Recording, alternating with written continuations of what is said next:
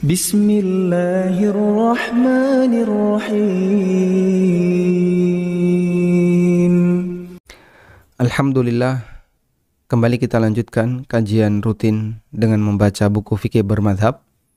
Dan insyaallah di kesempatan kali ini kita akan membaca berkaitan dengan masalah kaidah memahami ijtihad, poin yang ketiga. Apakah pintu ijtihad telah ditutup? Bagi para jamaah yang memiliki buku, silahkan dibuka di halaman 202. Pada awal abad ke-6 Hijriah, tersebar pemahaman di masyarakat bahwa pintu ijtihad telah ditutup.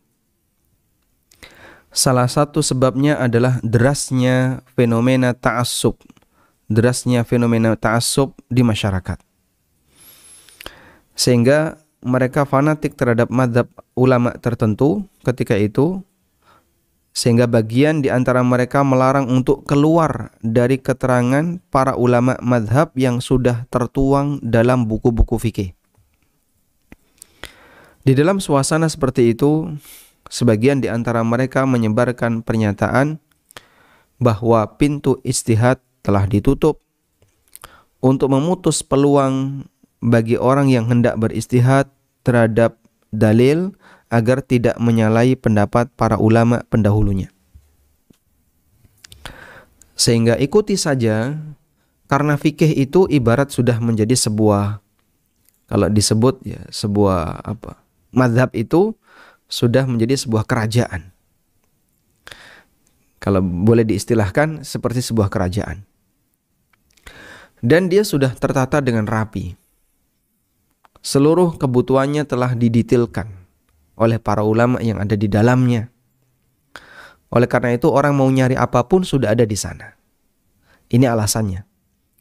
Sehingga tidak perlu kalian untuk mencari-cari yang lain, cukup ikuti saja sebagaimana yang sudah tertuang di dalamnya. Dan ada sebagian ulama yang mendukung pernyataan ini dengan tujuan menghalangi orang yang bodoh dalam masalah agama agar tidak bermain-main dengan hukum syariat atau mempermainkan dalil dengan kesimpulan yang menyimpang dengan alasan berijtihad. Sehingga berkaitan dengan prinsip bahwasanya pintu ijtihad sudah ditutup. Di situ ada dua pendekatan yang diberikan oleh para ulama. Prinsip yang mengatakan pintu ijtihad sudah ditutup. Konsekuensinya apa ketika prinsip ini dijalankan? Maka orang tinggal taklid. Orang tinggal taklid sehingga cukup ikuti apa yang sudah ada, yang sudah disediakan. Baik. Nah, kemudian ketika prinsip ini digalakkan, maka di sana ada dua tujuan. Yang pertama adalah menjaga agar masyarakat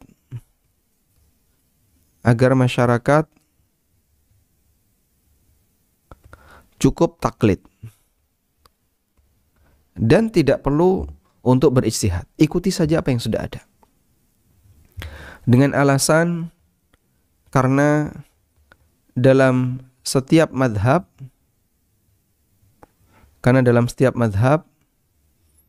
sudah lengkap. Semua sudah disediakan. Sudah lengkap di setiap madhab.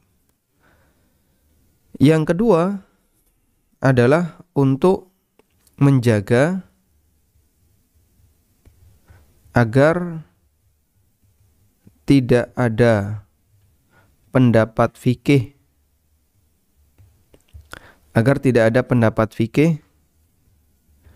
yang baru, dan yang disebut baru ini dalam tanda kurung adalah menyimpang, dianggap menyimpang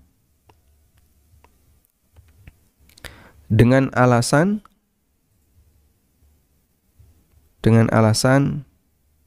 ijtihad. Saya berpendapat seperti ini, alasannya adalah ini ijtihad. Baik, sehingga sebenarnya prinsip ini tujuannya ada yang sifatnya terpuji dan ada yang sifatnya tercela. Kalau kita nilai ya. Kalau untuk tujuan satu, jelas kita tidak setuju. Sebab yang namanya kesempatan untuk beristihad tidak mungkin ditutup. Dan kebenaran tidak hanya terbatas pada 4 madhab sebagaimana yang pernah kita sampaikan. Tapi kalau maksudnya untuk yang kedua, memang ini lahu wajhun minan nazar, termasuk di antara alasan yang cukup kuat. Karena salah satu di antara penyebab munculnya sekte-sekte yang baru, aliran-aliran yang baru, dan aneka pendapat yang baru adalah ketika orang bermudah-mudah untuk mengklaim dirinya beristihad, akhirnya muncullah. Misalnya orang yang sholat dengan menggunakan bahasa Indonesia, atau orang yang misalnya dia menggunakan cara baru dalam menetapkan tanggal 1 Syawal, seperti yang dilakukan oleh An-Nadhir, dan seterusnya. Muncul hal-hal yang aneh di tengah masyarakat, di antara sebabnya adalah mereka mengklaim dirinya bisa berijtihad. Lalu dia membuat sebuah kesimpulan yang baru, yang itu merupakan kesimpulan menyimpang, dengan alasan ini adalah hasil ijtihad. Baik, sekarang coba kita lihat. Dalam ensiklopedia fikih dinyatakan, walladzina aftau biiqfali babil ijtihad innama naza'u an khawfin min ayyadda'iyal istihada amthalu haula. Mereka yang memfatwakan bahwa pintu istihad telah ditutup, innama naza'u, karena adanya kekhawatiran akan adanya orang yang yadda'i, mengklaim beristihad, amthal haula, lalu mereka membuat kedustaan atas nama Allah Subhanahu ayyaftari 'ala Allahil kadzib, lalu dia membuat kedustaan atas nama Allah. Fayaquluna hadza halalun wa hadza haram min ghairi dalil. Lalu dia mengklaim ini halal, ini haram tanpa dalil. Atau karena latar belakang ideologi dia yang menyimpang, karena dia adalah orang liberal yang kiblatnya adalah orientalis. Ya, seperti yang kita jumpai, ada orang yang mengatakan terang-terangan di depan umum, jilbab tidak wajib. Siapa yang bilang seperti ini? Lalu kemudian dia dijadikan sebagai dasar dan alasan bagi banyak sekali orang-orang yang dia mepet dengan kampus. Ada dosen yang dia muslimah dan dia mengakui bahwasanya syariat ini benar, tapi di saat yang sama dia nggak mau pakai jilbab dengan alasan fatwa yang mengatakan jilbab tidak wajib. Dan dia mengatakan hadza halalun wa hadza haram min ghairi dalilin wala burhan. Dia mengklaim ini halal, ini haram, dan menyatakan ini adalah hasil ijtihad, padahal pendapatnya tidak bisa disandingkan dengan ulama mujtahid. Tanpa dalil dan tanpa penjelasan yang bisa diterima. Wa innama yaquluna dzalika irda'an lil hukam. Namun dia lakukan itu agar disayang oleh pemerintah. Biar lebih kelihatan, oh kami adalah pro feminisme, pro gender atau anti gender dan seterusnya. Menyamakan kesetaraan antara laki dan perempuan, maka sebagaimana laki-laki nggak perlu berjilbab, perempuan juga nggak perlu berjilbab. Selanjutnya ada lanjutan penjelasan. Innal qawla bihurmatil ijtihad wa iqfala babihi jumlatan wa tafsilan la yattafiqu ma'asyari'ati nassan wa ruha.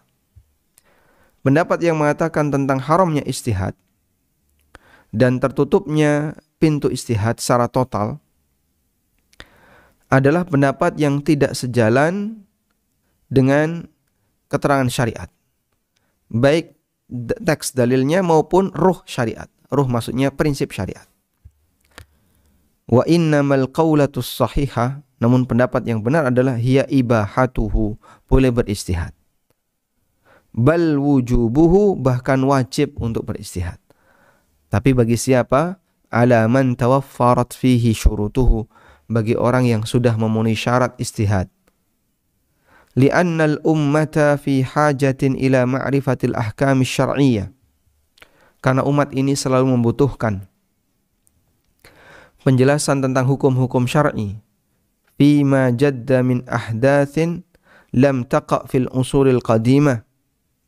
Untuk permasalahan yang baru, ya. Untuk permasalahan yang baru yang tidak pernah terjadi di masa silam. Baik. Jadi memang kita mengakui begini ya, bahwa permasalahan agama, permasalahan fikih, itu ada yang sifatnya klasik, sudah dibahas di masa silam dan sudah final. Sehingga mau diperdebatkan di masa sekarang, nanti merujuknya juga ke perbedaan yang terjadi di masa silam. Sehingga kita sebut perbedaan ini sudah final. Contohnya apa misalnya? Misalnya dalam masalah terjadi ikhtilaf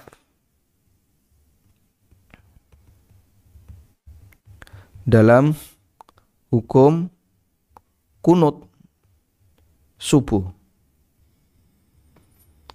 Orang di zaman sekarang membahas apa hukum kunut subuh. Lalu mereka memperdebatkan. Ketika mereka memperdebatkan, mereka menyampaikan alasan.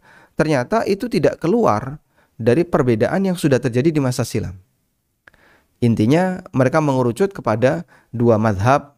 Yang satu mengatakan dianjurkan, yang satu mengatakan tidak disyariatkan.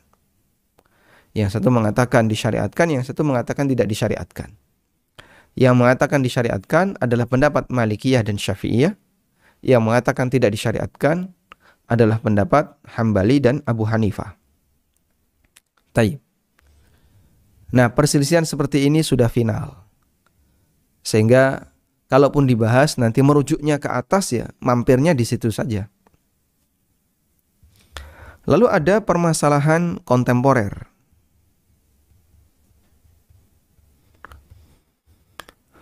Al-ahdath al-jadidah, permasalahan yang baru.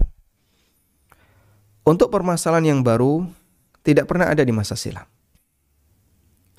Maka dalam permasalahan yang sifatnya kontemporer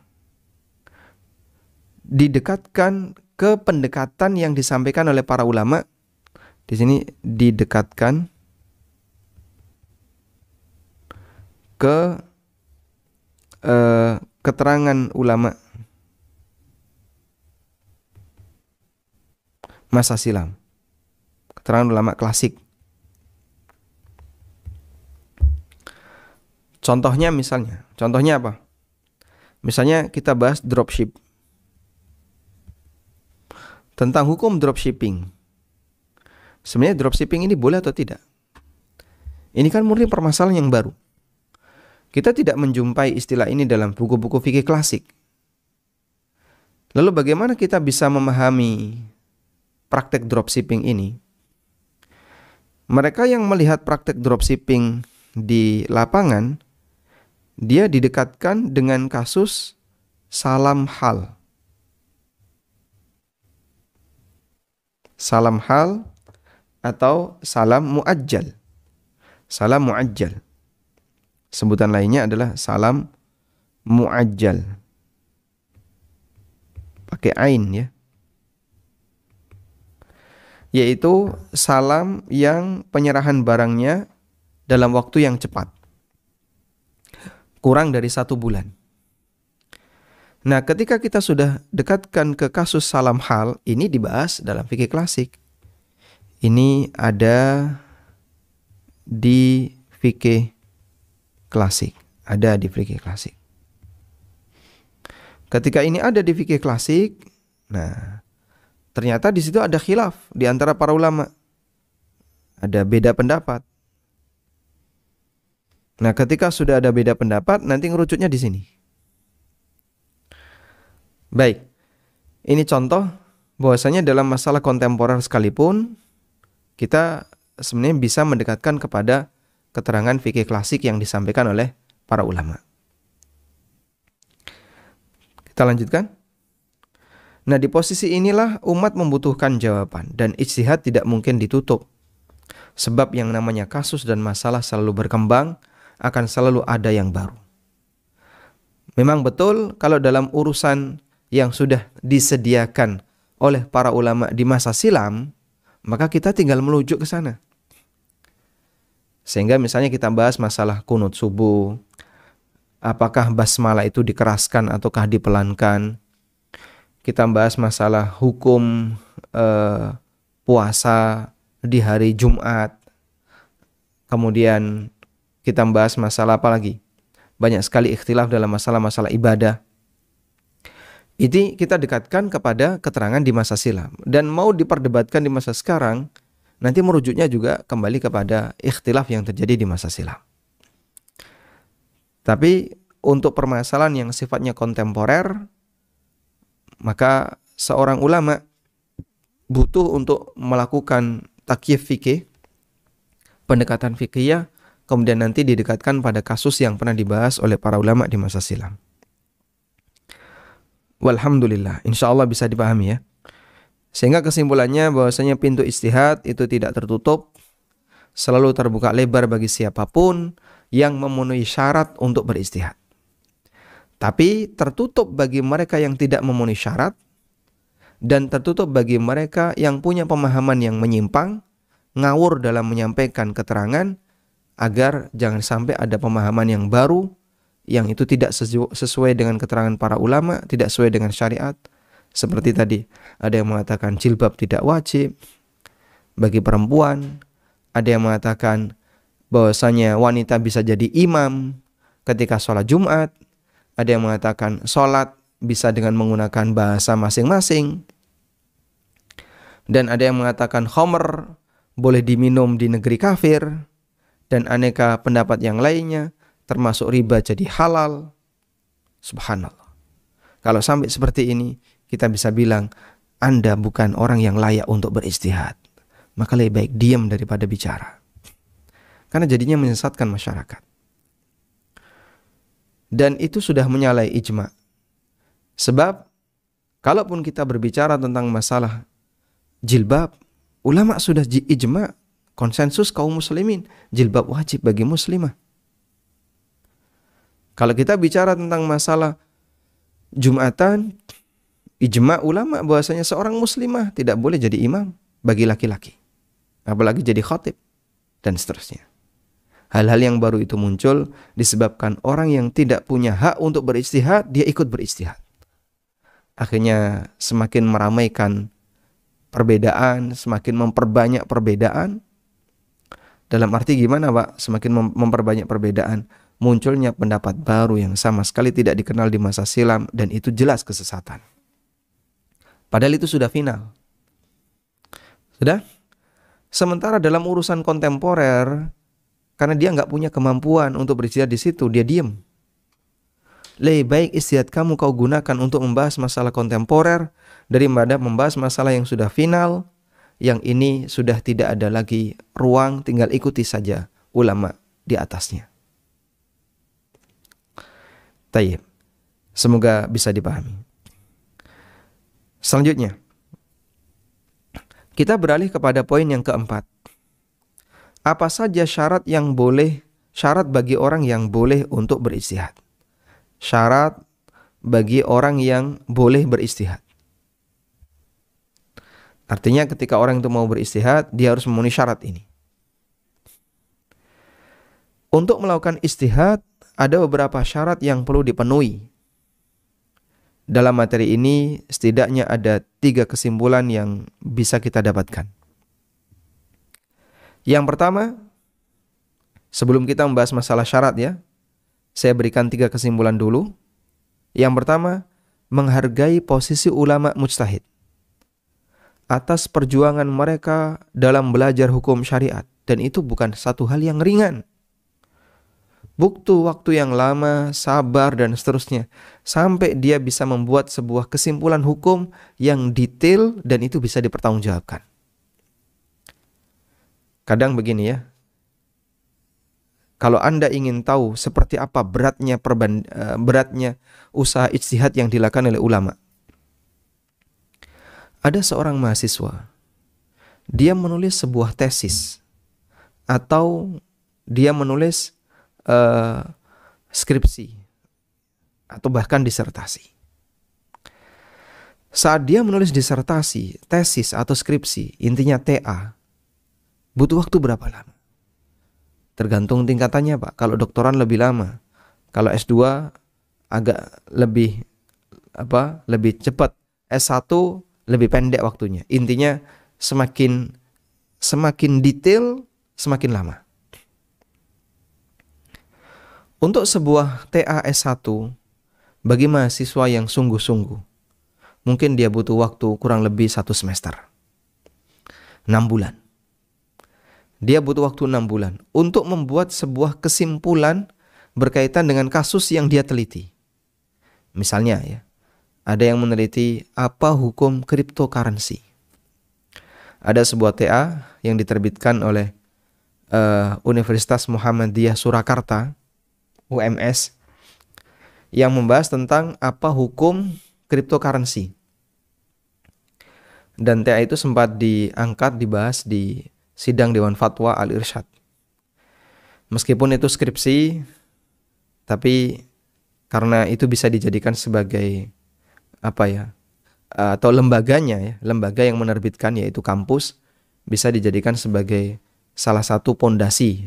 Intinya penelitian sebelumnya apa saja. Nah, ini salah satunya. Dan saya yakin untuk bisa membuat satu TA ini, waktunya tidak cuma sehari 2 hari. Itu butuh waktu berhari-hari. Bahkan kalaupun mahasiswa itu rajin, mungkin dia butuh waktu 6 bulan. Dia butuh waktu 6 bulan. Untuk hanya membuat kesimpulan cryptocurrency itu boleh atau tidak.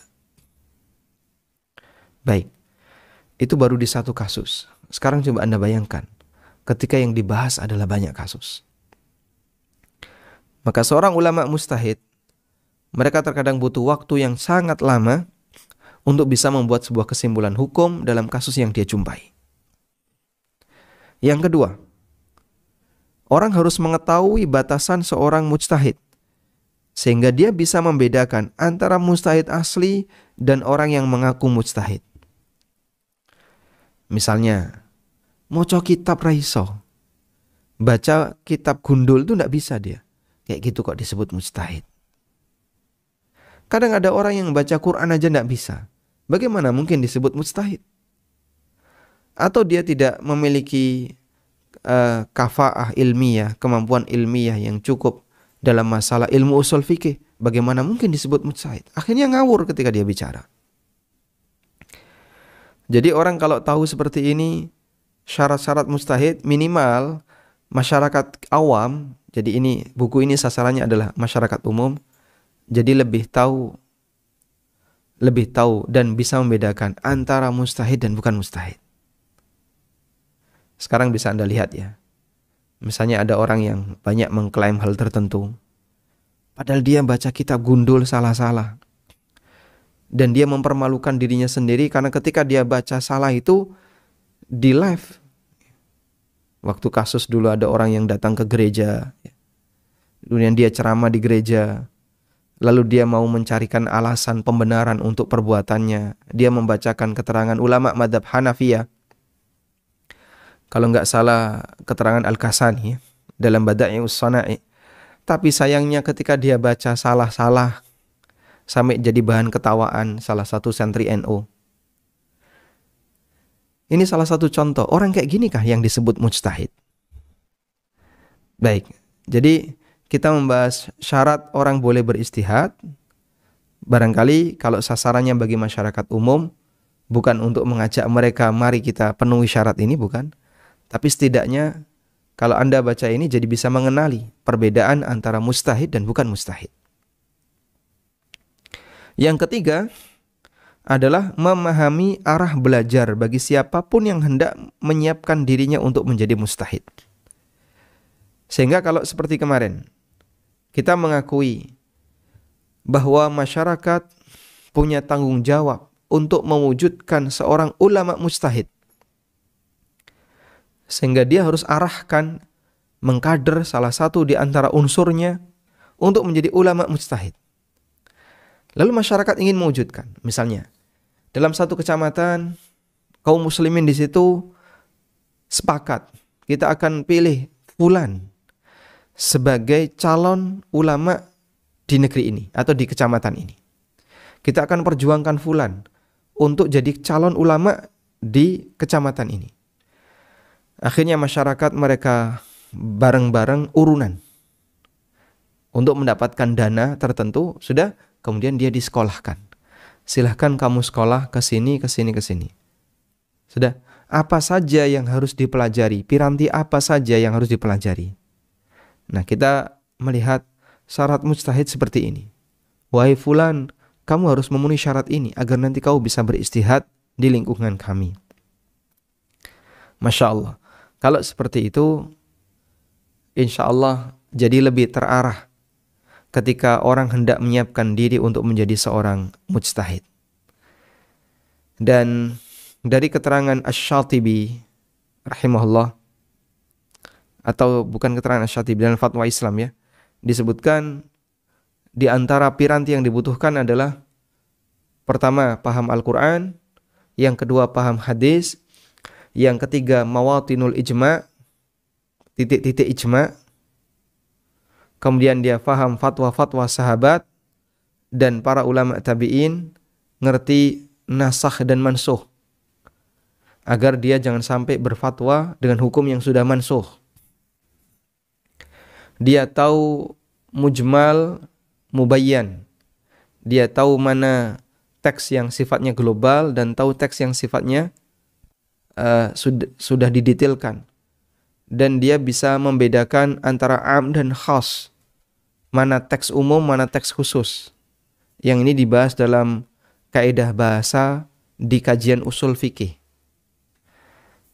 Tayyib, kalau orang paham semacam ini, insya Allah ini sudah menjadi piranti yang cukup bagi dia untuk berijtihad. Belum lagi ditambah lagi adalah dia punya kemampuan dalam melakukan tasawur, dalam memahami kasus yang ada di lapangan. Karena itu di sini saya sebutkan terkait syarat mujtahid secara umum, syarat ijtihad itu ada dua. Secara umum ada dua. Yang pertama, persyaratan berkaitan dengan subjek. Persyaratan yang berkaitan dengan subjek. Untuk persyaratan yang berkaitan dengan subjek, berarti dia berkaitan dengan subjek mujtahid itu. Yang kedua adalah berkaitan dengan materi ijtihad. Ini berkaitan dengan objek.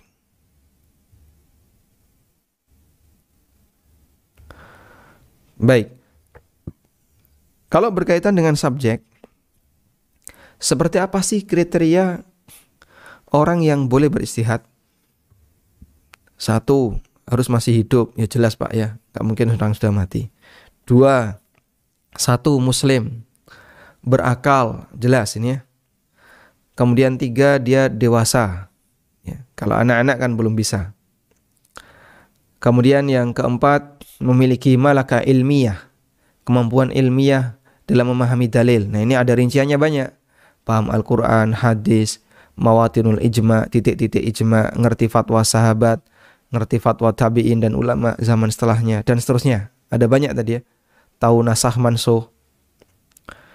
Sudah, ini kita bicara syarat subjek. Kemudian persyaratan berkaitan dengan materi ijtihad, syarat objek. Misalnya, kamu ngerti nggak Bitcoin itu kayak apa? Nggak tahu saya. Saya gaptek banget, nggak ngerti tentang masalah seperti ini. Jadi kalau saya suruh bahas kayak gini pusing duluan. Nggak punya latar belakang untuk bisa memahami kasus itu. Sekarang tolong dijelaskan teknologinya. Bingung saya, masih nggak bisa. Baik, berarti meskipun Anda punya malakah ilmiah, tapi karena Anda tidak bisa memahami kasus tersebut, maka dia tidak berijtihad dalam kasus ini. Meskipun bisa jadi dia berijtihad dalam kasus yang lain. Wallahu a'lam. Nah sekarang apa saja syarat ijtihad? Dalam kitab Al-Usul min Ilmil Usul karya Ibnu Utsaimin rahimahullah, beliau menyebutkan ada 6 syarat mujtahid. Ini yang paling mudah untuk saya akses, meskipun masih banyak ada buku-buku yang lain ya yang menyebutkan syarat-syarat istihad, tapi karena ini sifatnya hanya pengenalan secara umum, maka saya hanya sebutkan dengan melihat di buku Al-Usul min Ilmil Usul. Beliau menyebutkan yang pertama adalah memahami dalil-dalil syariat yang dibutuhkan ketika berijtihad, meliputi Al-Quran, hadis yang berbicara tentang hukum masalah tertentu. Kemudian yang kedua, dia punya pengetahuan bisa membedakan antara hadis yang sahih dan dhaif. Sehingga dia bisa memahami sanad dan rijal hadis. Meskipun dia tidak bisa meneliti hadis. Tapi intinya dia bisa memahami keterangan peneliti hadis. Sehingga ibaratnya begini ya, ini kerjasama antara ulama fikih dengan ulama ahli hadis. Ulama hadis ini bisa meneliti validitas. Ketika ada hadis yang valid, dipakailah ulama fikih. Ulama fikih ini bisa membedakan hadis ini valid atau tidak berdasarkan keterangan ulama hadis. Sehingga dia tahu dari keterangan Al-Hafidh Ibnu Hajar seperti ini, dari keterangan Az-Zahabi seperti ini, dari keterangan As-Sakhawi seperti ini. Terus dia bisa baca, lalu dia bisa bandingkan. Oh, insya Allah yang lebih kuat keterangan As-Sakhawi misalnya. Sudah? Nah, akhirnya dia bisa simpulkan hadis ini hasan atau dhaif, atau hadis yang palsu atau bagaimana. Baru kemudian diolah dalam kesimpulan-kesimpulan fikih yang dia bisa buat. Selanjutnya, yang ketiga, mengetahui nasikh dan mansukh serta permasalahan yang disepakati oleh ulama. Tahu ijma, tahu nasikh dan mansukh agar tidak menetapkan hukum yang sudah dimansukh atau menetapkan sesuatu yang menyalahi ijma. Taib. Insyaallah dipahami ya, seperti tadi yang kita sampaikan. Kamu punya pendapat aneh banget ini, ijma enggak boleh kok kamu bilang boleh. Nah ini berarti dia tidak punya pemahaman tentang masalah ijma. Yang keempat, memahami kaidah bahasa yang dibutuhkan dalam memahami teks dalil. Ada lafadz am, ada lafadz khas, ada mutlak, ada muqayyad, ada mujmal, ada mubayyan. Nah dia harus tahu itu. Dan ini dipelajari dalam kaidah bahasa di usul fikih. Ini materi berkaitan dengan kaidah bahasa dalam ilmu usul fikih.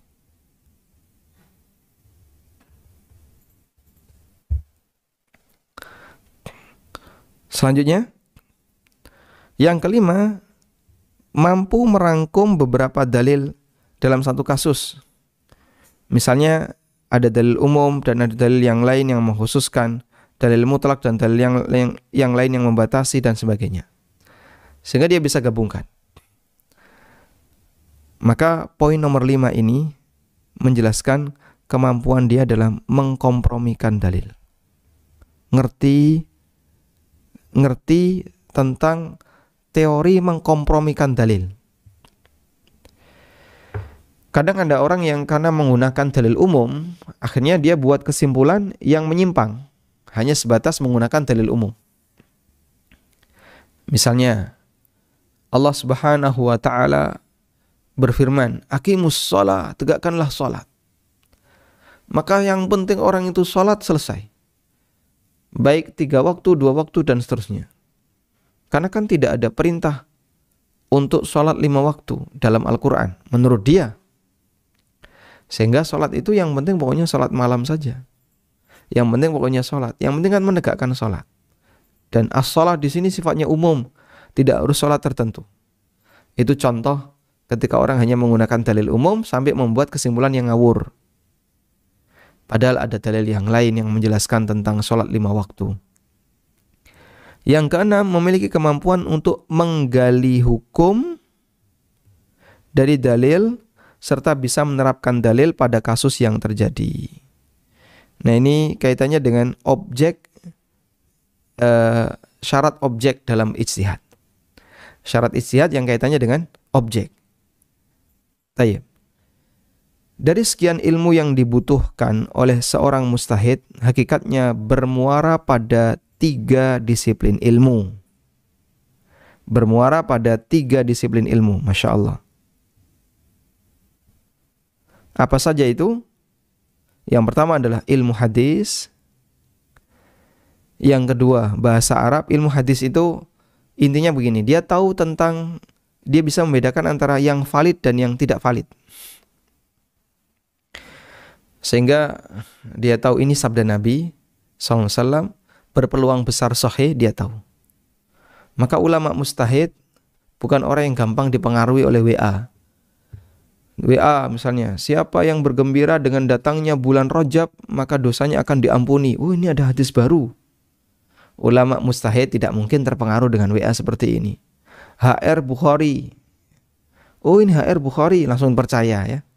Enggak dicek di HR Bukhari, di Sahih Bukhari. Ulama mujtahid tidak mungkin mengikuti yang kayak gitu.